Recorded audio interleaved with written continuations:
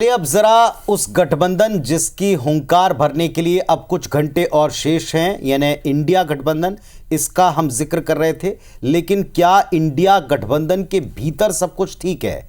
एक तरफ वे हुंकार भर रहे हैं तो क्या दूसरी तरफ उसके लिए सारे दल तैयार हैं?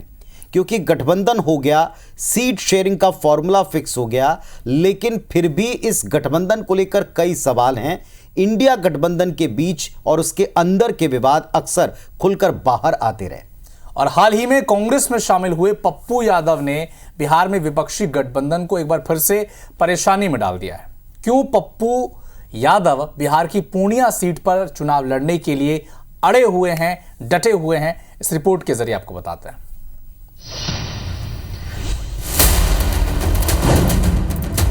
जनता ने कहा है 2 तारीख को करिए, और जब जनता भगवान ही कह दिया तो प्रस्तावित तो है ही।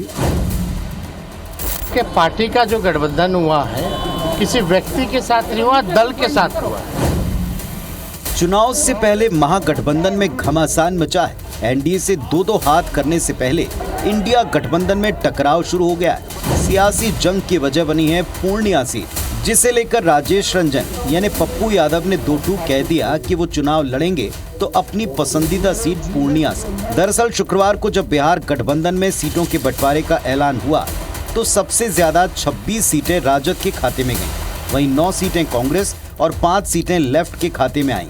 जाहिर है बड़ी उम्मीदों से पप्पू यादव कांग्रेस में आए थे, लेकिन पप्पू की पसंदीदा पूर्णिया सीट आरजेडी ने हथिया ली। लेकिन इसके बाद पप्पू यादव ने कांग्रेस का झंडा लेकर चुनाव मैदान में उतरने का ऐलान कर दिया है। उन्होंने दावा किया कि 2 अप्रैल को वो नामांकन दाखिल करने वाले हैं। ये हमने और पूर्णिया की जनता की भावनाओं को अपने आदरणीय नेता राहुल गांधी जी, प्रियंका गांधी जी तक हमने पहुंचा दिए, और मुझे भरोसा ही नहीं, उम्मीद है कि उनका पूरा आशीर्वाद, स्नेह हमारे साथ भी पूर्णिया की जनता के साथ मिलेगा। हमें यह भी विश्वास है कि मेरे हाथ में कांग्रेस का झंडा होगा और पूर्णिया की जनता की उम्मीद पर पप्पू यादव खरे उतरे। पप्पू यादव ने पूर्णिया से ही चुनाव लड़ने की उम्मीद में पिछले हफ्ते अपनी जन अधिकार पार्टी का कांग्रेस में विलय किया।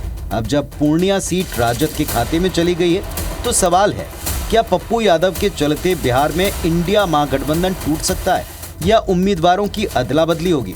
तीसरा समीकरण फ्रेंडली फाइट का है, जिसकी संभावना ज्यादा दिख रही है। हालांकि पप्पू यादव पर तेजस्वी यादव ने साफ कहा कि उनकी पार्टी का गठबंधन किसी व्यक्ति से नहीं हुआ है, बल्कि एक दल के साथ हुआ है। इधर बीजेपी इंडिया गठबंधन की मौजूदा स्थिति पर चुटकी ले रही।